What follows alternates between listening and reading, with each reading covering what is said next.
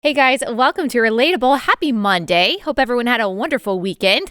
This episode is brought to you by our friends at Good Ranchers. American meat delivered right to your front door. Get a discount at goodranchers.com/Allie. That's goodranchers.com/Allie.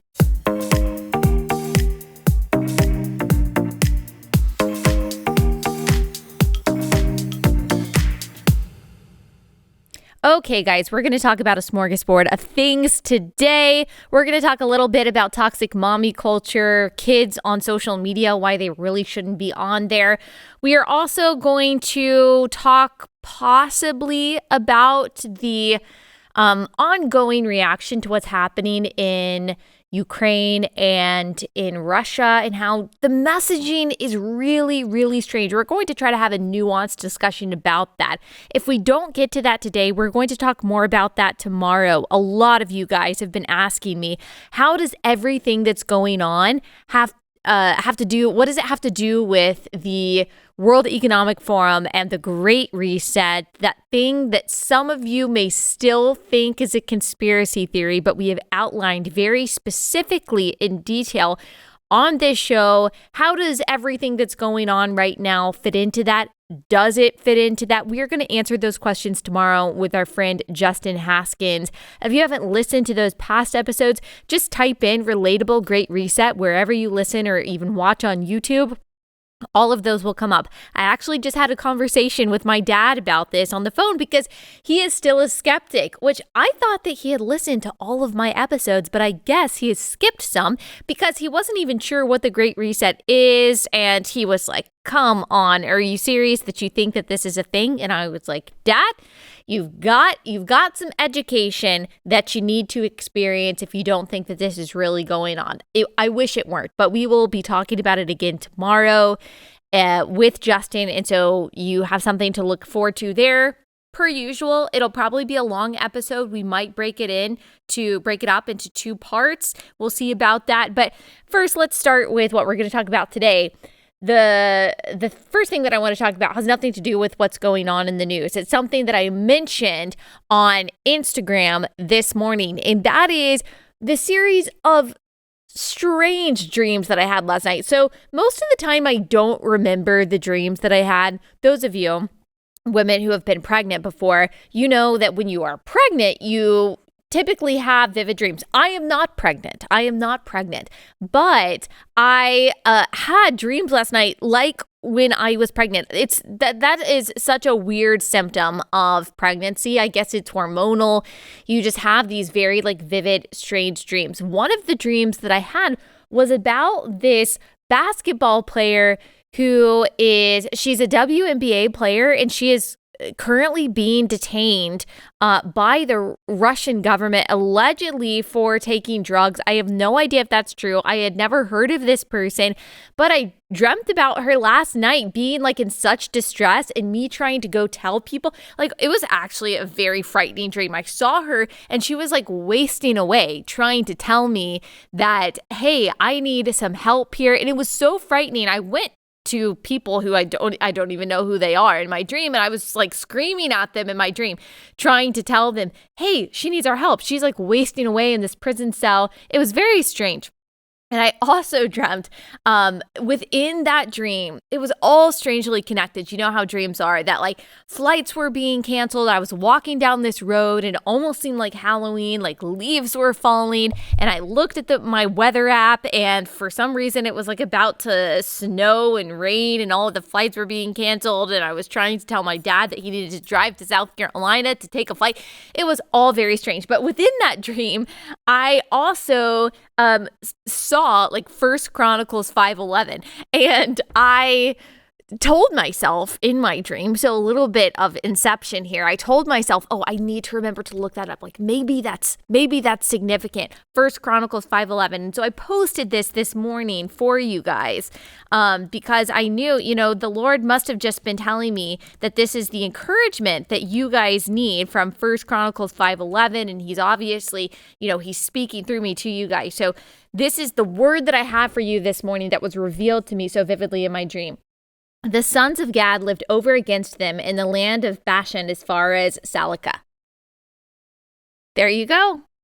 I don't know if you knew that you needed that this morning, but the Lord revealed that to me, a special word from the Lord in my dream. Now, I could see that in a beautiful display above your dining room table. I could see that kind of just being the theme verse for your family, or at least for this week. I think it would look really great as an ankle tattoo. It's just something to consider. This is free of charge, just for you. You're welcome. Encouragement from the Lord. The sons of Gad lived over against them in the land of Bashan as far as Salakah. That was the verse that I saw in my dream last night. Have no idea what it had to do with anything. But I just wanted to share that with you. And I think maybe I've asked this of you guys before. I couldn't actually remember. But I want to know the strangest dream you've ever had. I've had a lot of strange dreams. I remember a dream that I had when I was little that I was like stuck in a video game and I couldn't get out. It was very Jumanji-like. I think I had just seen Jumanji, which is one of the like scariest movies that has ever been made. And I had a dream that I was like stuck in this video game and I was trying to tell my mom that I was stuck in the video game and I could see her in her closet and I could not communicate to her. That was probably one of the scariest dreams that I've ever had.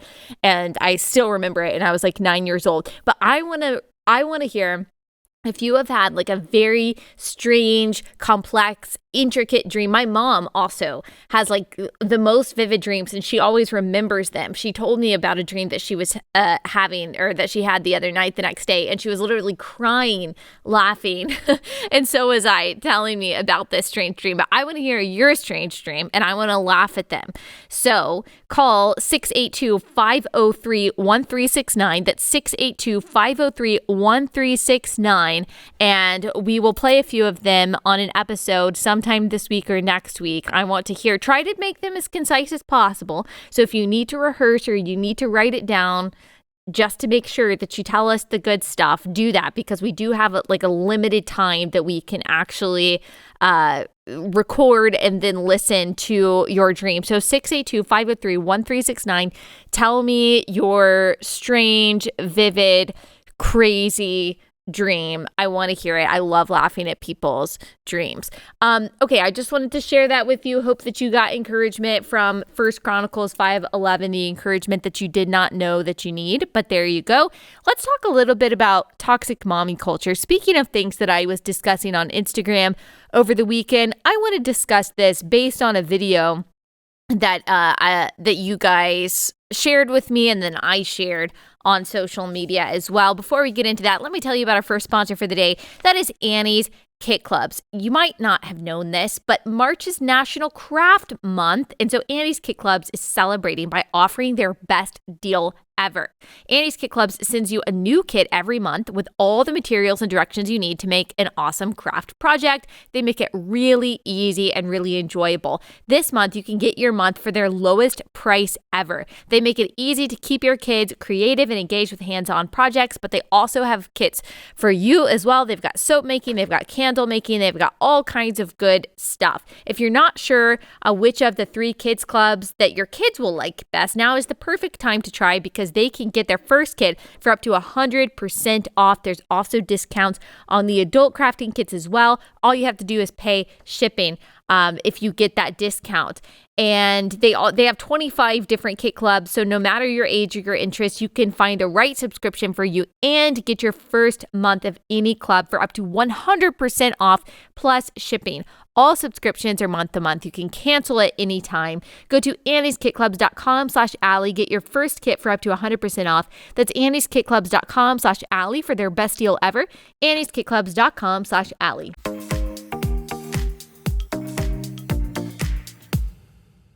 We were just talking in that little break that maybe the 1 Chronicles 5:11 could replace the live, laugh, love signs in Hobby Lobby, or the as for me and my house, we serve the Lord. I think that 1 Chronicles 5:11 is a great contender for that. Consider it. Maybe even a better Jeremiah 29:11. I know the plans I have for you, to prosper you and not to harm you. Consider replacing those verses with this verse, or maybe this is your life verse that you put in your bio. All considerations. I'm just here to help. All right. Toxic mommy culture. You guys saw this video. I posted about it a couple times, but in case you missed it, let me play this video that kind of went viral on TikTok and then on Instagram. Nice.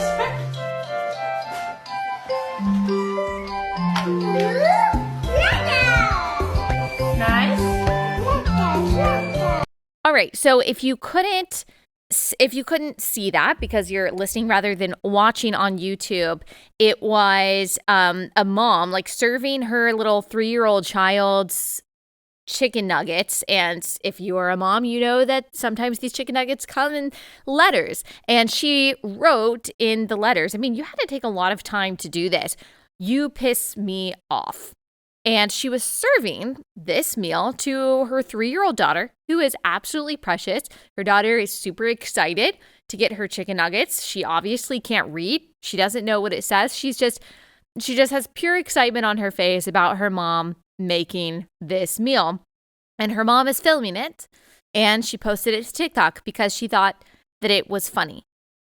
And when I saw this, I truly felt, maybe you think this sounds dramatic, but I truly felt like I was punched in the gut. It made me so sad. Just the contradiction or just the strange parallel between the obvious resentment and anger and bitterness of this mother and the excitement and the ignorance of this child about what's going on. This little child has no idea that she is actually being exploited. And I guess the frustration that her mother is having toward her is being exploited for clicks and for views and for likes. And this child, just like all children, can't consent to having her face on social media, can't consent to having, I guess, what amounts to bad behavior that is frustrating her mother on social media. And I wonder if her mother is even considering, is this best for my child? Is this something that is going to edify her when she grows up and she sees this? Is this something that's going to hurt her feelings? And unfortunately, a lot of the comments on this Instagram page and this Instagram post that reposted this from TikTok were saying how hilarious this was, how they would do this for their child if they had a child, how they're going to do this to their child, how they think that this is so funny and so entertaining, and anyone that has a problem with this just needs to lighten up. All right. Or maybe it is exploiting the difficult moments of motherhood for a very superficial affirmation, and because of that is immoral. I hate toxic mommy culture. Toxic mommy culture is a phrase that we came up with, unrelatable, and I wrote about in my book that describes this kind of wine culture in motherhood that is especially displayed online, that presents motherhood as something that women are a victim of, something that women are enslaved to, and kids as brats and burdens. And it comes across in these kind of joking videos that, haha, this is not that big of a deal. I'm just joking. Of course, I love my kids. But the fact of the matter is, these posts seem to say, is that, you know, they're just really bad sometimes. You'll even see some posts calling kids all kinds of very vulgar names, like a-holes, like, oh, people will say that their toddler is just an a-hole, or I've seen some other terrible names that are used to describe kids when they're behaving badly. And this is all just supposed to create some kind of camaraderie online with other parents who are struggling. This is all just supposed to be, haha, so funny. I really don't find it funny. I find it extremely toxic, and there are a few reasons for that.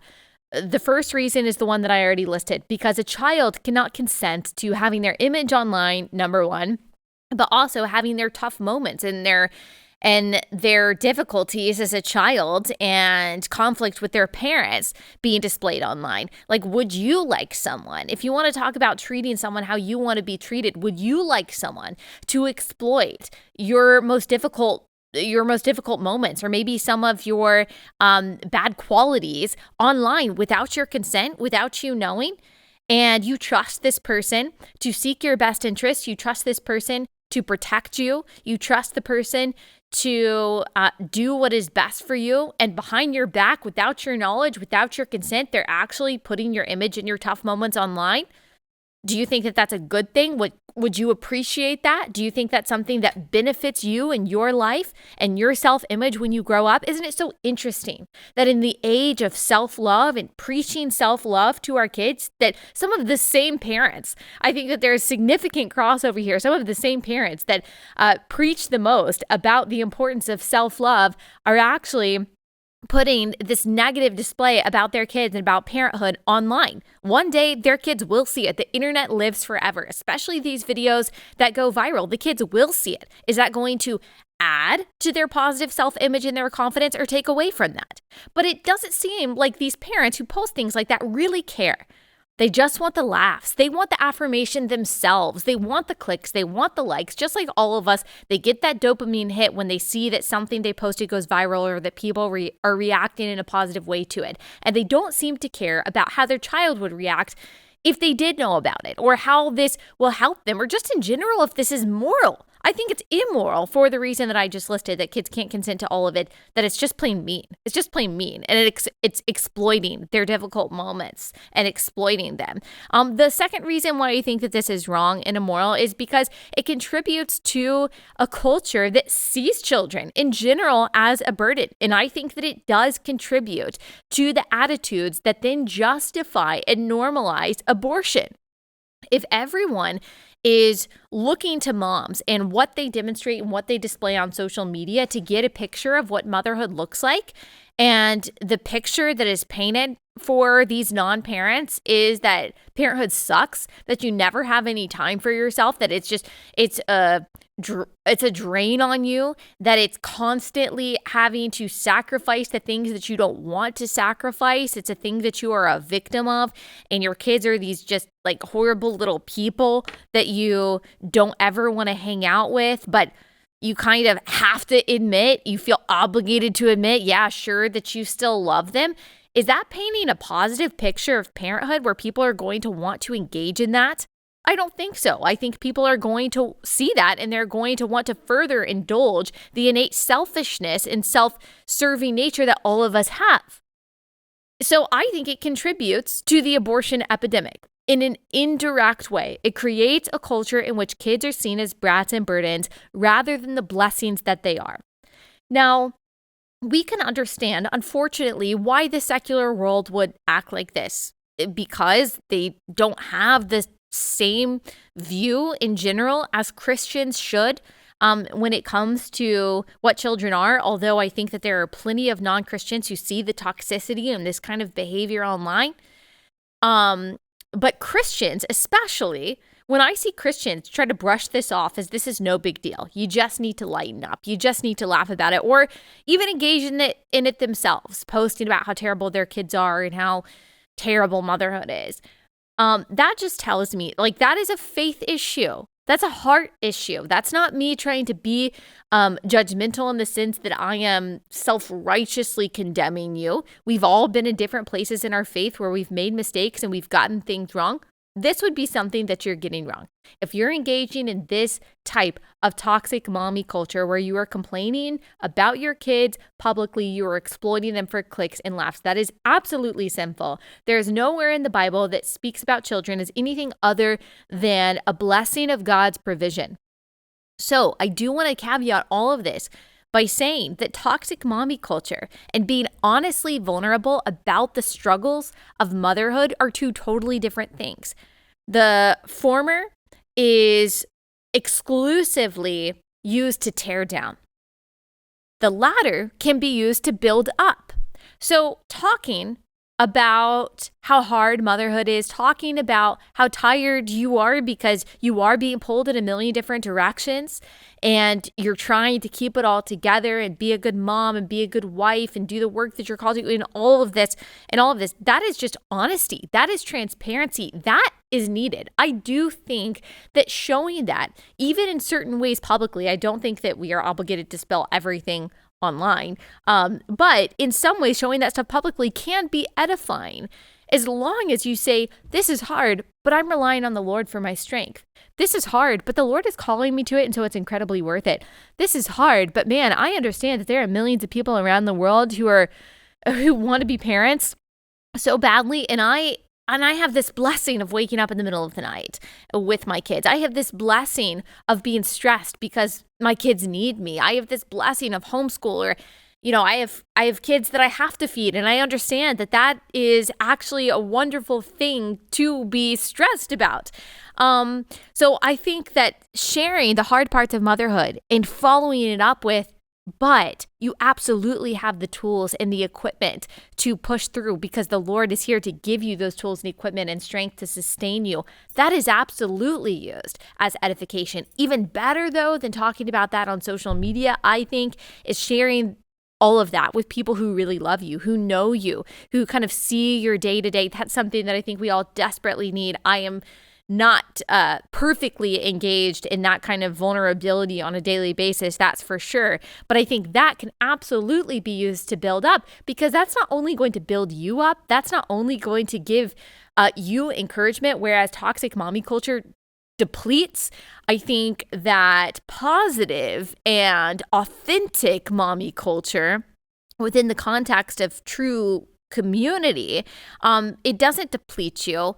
It builds you up. It fills you up. And that is going to, in turn, positively affect your marriage, and it's positively going to affect your children. Toxic mommy culture only does the opposite. It feeds you this feeling of entitlement, that you are entitled to find yourself in an identity that is other than a wife and a mom. And I think that is going to simply lead you into an acceptance and a justification of narcissism. And you are going to call it self-care and self-love, but really what it will turn into is just feeding into your feelings of entitlement and bitterness. I saw this great post the other day. I did not come up with this phrase, but it said, your kids are not making you crazy. They're showing you your sin.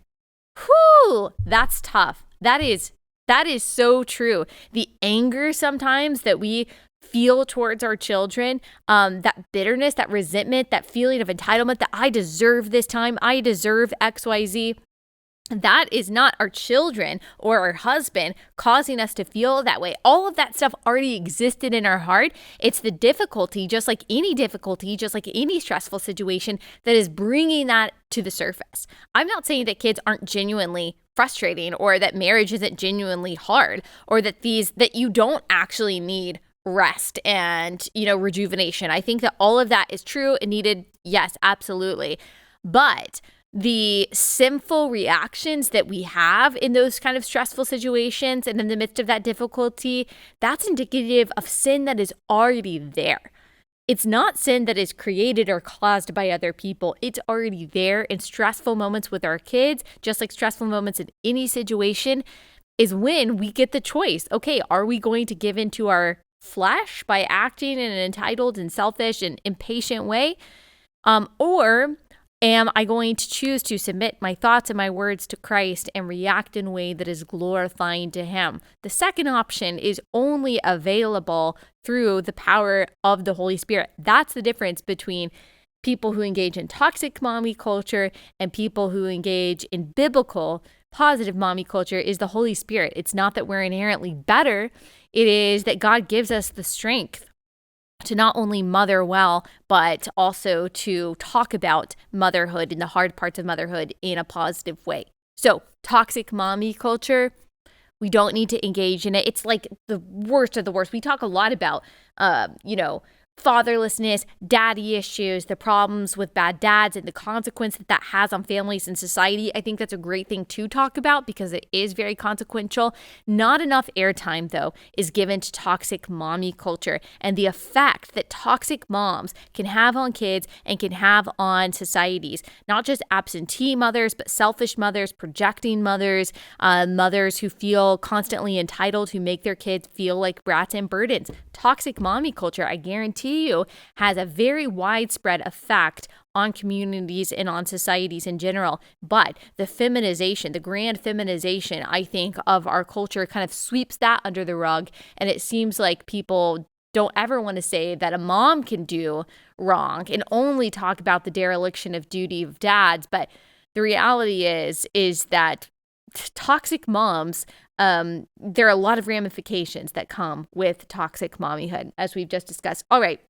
Moving on to my next order of business. First, let me tell you about our second sponsor for the day, and that is Raycon. All right. A lot of people didn't even make resolutions this year, and you know what? I get it, but that doesn't mean you shouldn't still find a way to shake things up, whether it's by switching up your workout routine or going someplace new. Whatever way you challenge yourself this new year, there's no better way to do it than with a pair of Raycon wireless earbuds in your ears. So if one of your resolutions was to work out more and you are trying to work out with those, what are they called? The string earbuds. I don't even know what they're called anymore because they are like so last decade. How does anyone even function without Bluetooth earbuds? Imagine trying to do a burpee while you're like holding your phone and you've got cords attached to the phone and to your ears. No, no, no. If you want to meet your exercise resolutions this year, then you need wireless earbuds. And if you want wireless earbuds that work but are a fraction of the cost of the competitors, then you need to try Raycon. Their everyday earbuds look, feel, and sound better than ever. They also have an awareness mode for when you need to listen to your surroundings, so you can take Raycons with you wherever you go. With optimized gel tips for the perfect in-ear fit, these earbuds are so comfortable and they will not budge. They also offer 8 hours of playtime and a 32-hour battery life. They're priced just right. You get quality audio at half the price of other premium audio brands. It's no wonder Raycon's everyday earbuds have over 48,000 five-star reviews.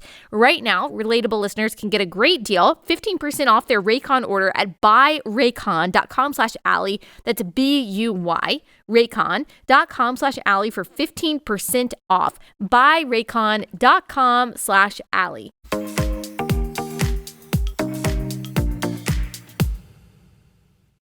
Okay, speaking of motherhood and kids, motherhood is awesome, by the way. Like if you don't have kids, you're considering having kids, like you should definitely do it. We talk about this a lot on this show because there's an understandable fear of having kids in this day and age. I mean, there's a lot going on. There's a lot of scary things going on.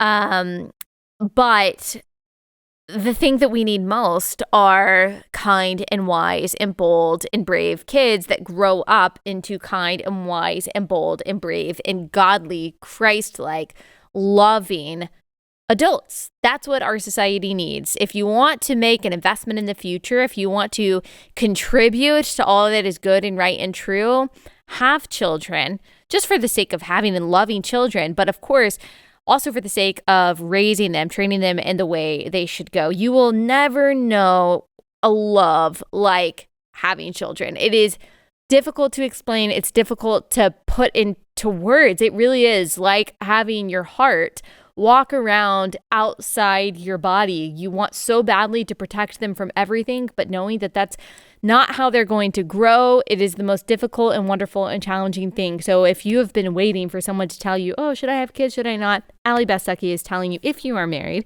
to go ahead and have those kids and raise them in a godly way. You can do this. And God is going to equip you and protect them.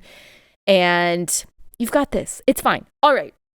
Let's talk about, speaking of protecting our children, I just want to talk about social media really quickly because I saw this video. I shared it on Instagram. I think the account is Life According to Lisa. She's got several kids. One of her kids apparently is in the NFL. I don't follow this account, so I don't really know anything about it, but someone shared this Instagram live that she did, and she told a story about how her daughter, I believe her daughter is 13, was talking to someone online that she thought was just a friend, but ended up being this predator who was posing not just as one person, but as several people, and had really sucked her into this online world. And long story short, her mom figured it out. This is a guy who apparently teaches fifth grade, and so he is an adult preying on these young children. And we've alluded to this several times. I am going to have a guest on at some point to really talk about the statistics around predators online, how these predators are preying upon children through various social media apps, the tools parents can use to try to protect their kids from this. The fact of the matter is, the more I hear about this and the more I hear these stories, and I hear these stories over and over again from parents, I see these Instagram lives, and I don't have preteens or teenagers yet, so I am not pretending to know how difficult it is to tell your child, hey, you can't be on social media, you can't have a smartphone, even though all of your other friends do. So I can't say that I empathize with you parents who are having those tough conversations, but I do talk to enough parents of kids that age. I know enough parents in that category. I have seen enough of these stories on social media of parents of kids in that age range to know that really, it seems like, and I probably will get some pushback here, but that's fine. I can take it. I have heard enough wisdom from people in this group to say that really the only way to protect your kids, in addition to talking to them about these dangers, in addition to showing them what is good and right and true, and trying to train them as best you can and equip them and show them all the warning signs and all of that is important to build that foundation. And so they know what sin is, they know what right and wrong is, they know to trust you versus not trusting a stranger online. All of that is important. Unfortunately, though, their little minds just aren't mature enough. They do not have the capacity, they don't have the fortitude and the strength to resist all of the temptations that suck them in on social media. You can have a great kid, a godly kid, a kid that knows right and wrong, that has been trained in every way, and still, when they are approached by someone online, you've got a young girl say that she has Instagram or she's got TikTok or something. You've got a 14-year-old girl who is approached by someone who says that they're beautiful, who says that they love their videos, that they should start talking, that they should meet up, that he needs her information. And he starts telling this little insecure teenager who is, this little teenage girl, maybe she's been taught everything that she, needs to be taught by her godly parents. But she is in such a susceptible, vulnerable position as, a young girl. Every young girl wants to be told that she's pretty. Every young girl wants to be accepted. Every young girl wants to be affirmed. We're all battling insecurities at that age. And, you can have a wonderful dad who tells you that you're beautiful every day. It's different when someone tells you that, who you think is an actual love interest or who is a boy your age. And so these predators, they will pose as kids their age, as teenagers their age, or maybe a little bit older than them online. And they're masters at exploiting these kids and their emotions. They know what to say to a young girl who is insecure. They know how to reel them in. They know how to start playing upon their emotions. They know how to divide them from their parents and from their family and even from their faith. I'm not just thinking about this hypothetically right now. I am thinking about stories that I have heard from parents about their kids. I'm talking about parents in the church who this has happened to their kids. And so their little minds, as great of a parent as you might be, as great of a kid as they might be, their little minds are not able yet to resist this kind of thing. They're not able yet to resist this kind of predation.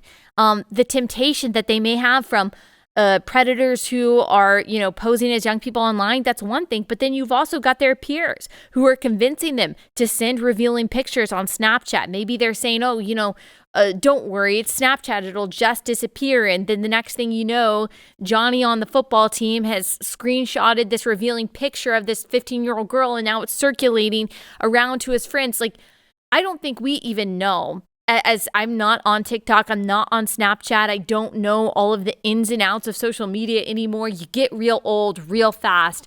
But from what I've heard, there's so many different strategies and avenues and ways that predators, either peer predators or older predators posing as younger people, use to exploit young girls, and I'm sure young boys as well. And there are a million different ways that this happens. And unfortunately, so many times parents don't even know that it's happening. So because of that, because you can do everything right in teaching your kids in a positive way and still they can get sucked into this stuff online, I think that the only option, I know that it took me a long time to circle to here, but the only option is to remove our kids from those platforms. In my opinion, I know that I'm just one person, and, you can take this for what you will. In my opinion, until they're adults, until they're 18 years old. I do not think, and I strongly believe this with everything that I know about these platforms, I don't believe that any minor should be on TikTok. I don't believe that any minor should be on Instagram. I really don't believe any minor should be on any social media. I don't think that they should have smartphones. I read this terrible article the other day that this mom thought that just giving her son a smartwatch, he was young, I think maybe 11 years old, just so that he could communicate with her, when he was ready to be picked up from school, she found out that he was actually watching pornography on this Apple Watch. So it's not an option. It's not about, I heard someone said on Twitter to me, we can't just block our kids from the world. We can't just take away all of these things. They need these things for their friends. We don't want to alienate them, but we don't want them to feel excluded by their friends. That's equally as harmful to them as the things that they could access on social media. So we just have to, teach them the dangers. No, you don't put your kids on the front line when they're not even big enough to hold a shield yet. They're not big enough for that. Their mind isn't equipped for that. That is why God gave them parents, because they do not have a developed frontal lobe to say, hey, this is bad, and then to throw them into the bad. I don't think that's a good parenting strategy. I just don't. I'm sorry. I'm not saying that I have it all down or that I know everything. I'm just saying, if you're older than me, if you're 10 years older than me, I probably know more about these social media apps than you do. I'm not saying that I know everything that goes along with parenting kids your age, but I probably know a little bit more about the dangers of this technology than you do. If you're 10 years younger than me, you probably know more about the dangers of this technology than I do. I'm just saying, from everything that I know, I don't think that there is any good reason for your minor to be on social media. I really don't. You could try to justify it in some way, but you would be really hard pressed to make the case that this is the best thing for your kid. You could try to make the case that, this isn't that harmful. You could say, I have my kids' passwords. I always check my kids' phones. I have such and such software to where I know what they're doing. Again, from all the testimonies that I've seen of parents, they've had those boundaries too. They thought that they knew. They would check their kid's phone every night. What was their kid doing? Their kid was deleting the app before they handed it to their kid. And so their parents have no way to even access whether or not they're talking to someone on the app, because kids are smart. Kids are sneaky too. And kids are more technologically savvy a lot of times than parents are. That's just normal. That's something every generation in one way or another has dealt with. Now it's just more difficult than ever. Whereas maybe previous generations had to worry about, some creepy guy actually showing up at their front door, but at least you would be able to say, no, creepy guy, you're not coming into our house and we're going to call the police. Now parents don't even realize that they have maybe 50 creepy men that are in their house through their daughter's smartphone and through these apps that they think they have control over, but really they don't. Kids are creating fake accounts on their social media. So even if you think you follow your kid on Instagram and you know everything they're posting, they could have a secret account that you know nothing about. Kids for all of time have found lots of ways to hide things from their parents, and now it's just more possible and more dangerous than ever. So this is my plea to you, as someone who is admitting that I don't know everything about parenthood. I don't know everything about technology. I don't know everything about apps, but I have seen too many stories from too many great, well-meaning, godly parents who have thought that they were doing everything possible while still allowing their kid to have a smartphone, while still allowing their kid to have a computer in their room, still allowing their kid to have some access to these apps. That the only thing that I have seen that has actually protected them in any substantial way, these kids from these predators and pornography, huge problem. And, we're not even talking about the different kinds of self-image issues that social media especially causes for girls, and the filters and all of that. The only thing that I've seen actually protect, at least as well as they can, is taking your kid off of or not allowing your kid to have access to these applications at all, not allowing your kid to have technology without your direct supervision, not allowing your kid to have an iPad, not allowing your kid to have a smartphone. There are options. I'm pretty sure that Gab is is a company that has different kinds of devices, that doesn't have access to the internet, that if you need to call your kid. And look, I understand you're thinking, my kid is 17, they're too old, they've had an iPhone for 4 years, there's no way they're going to allow me to take it away. Well, I want you to think about that thought. Your kid doesn't allow you or disallow you to do anything. You are still the parent. And I'm just speaking to you from someone who I just remember vividly being a teenager, and I'm so thankful that I didn't have access to this stuff when I was a teen, because I would have totally been ripe for some of this stuff, not just the self-image issues, but if someone would have told me, wow, you're so pretty, you're so great, maybe, we should start dating. You don't know me, but I understand you better than anyone else understands you. All girls think that they are misunderstood and that they're special and that they're unique. And if you're reading the trashy teen fiction that I was reading, like Twilight, and someone comes across and they're like, wow, I'm going to love you like Edward loves Bella, then yeah, you're going to be susceptible to that kind of stuff. So I'm speaking to you from that perspective. And again, from the perspective of someone who has heard too many painful stories of this. Your kid is getting sucked into porn. Your daughter, your son, they're getting sucked into the game of comparison, which, yes, is inevitable in some ways. They could be being preyed upon. We have no idea what this kid is accessing, and their brain isn't ready for it. And as their parent, it is your job to protect them and to steward them. So this is the opposite of toxic mommy culture. This is hopefully biblical motherhood, parenthood culture in which we protect our kids as much as possible. Now, can we protect them, period? Probably not. I mean, technology exists. Social media exists. And so they go over to someone else's house. School, unfortunately, kids are going to have iPhones, and you don't know what they're going to be watching after school. Now, of course, you try to lay ground rules and you try to talk to them about this kind of stuff. I think when kids go over to parents' houses, you have to say, look, this is our rule as far as technology. Can we agree that we are going to both enforce these rules together, that we're on the same page? And there's going to be restrictions around, what house your kid is allowed to go to based on whether or not the parents are willing to partner with you in enforcing those rules. But, things happen. There are older siblings. Every family is as old as the oldest sibling. So the youngest sibling and their friends are going to see and know the things that the oldest sibling in a family does. Things you have to think about. We can't shield our kids from everything forever. That is absolutely true. We do simply have to equip them. But also, while they're in our household, we do have to protect their eyes and their minds from things that they are just not able to process in a healthy way. This idea of we're going to allow our kids to be exposed to everything and just hope that they have the equipment, that we've done the best job that we can to help them be able to process that stuff. I'm sorry.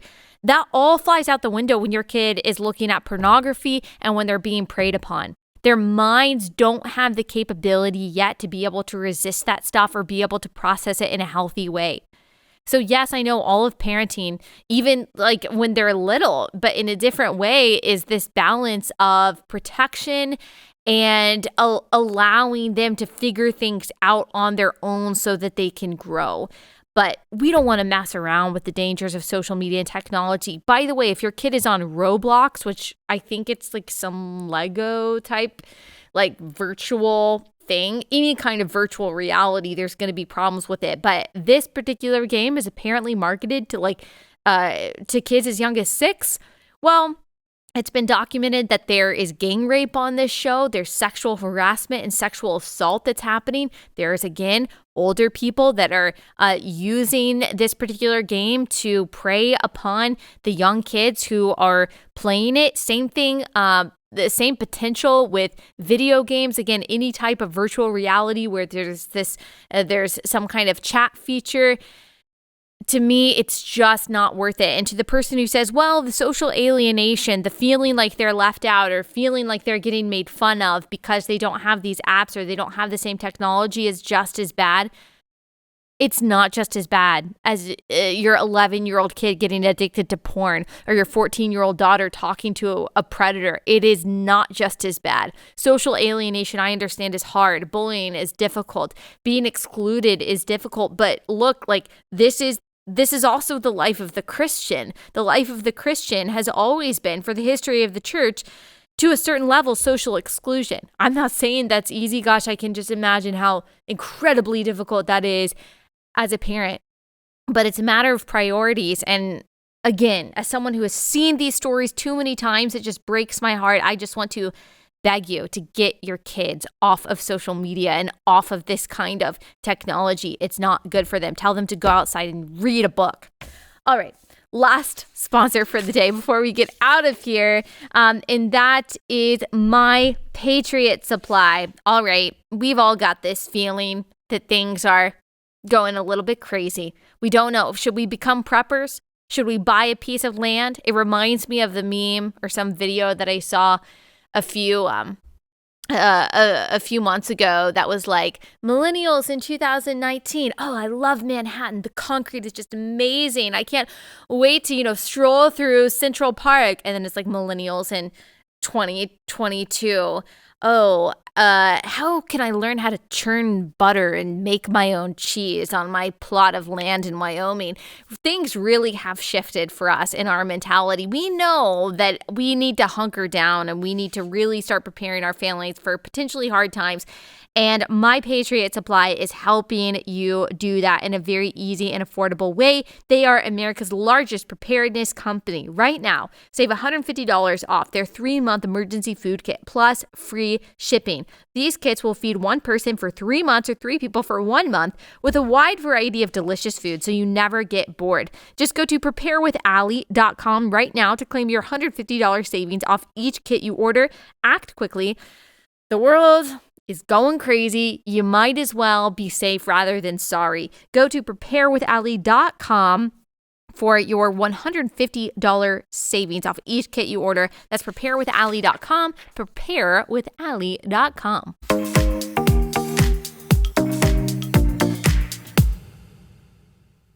Okay, guys, as I said at the beginning of the episode, tomorrow we will be talking about the Great Reset and how everything that's going on is potentially fitting into that. How is the Great Reset going?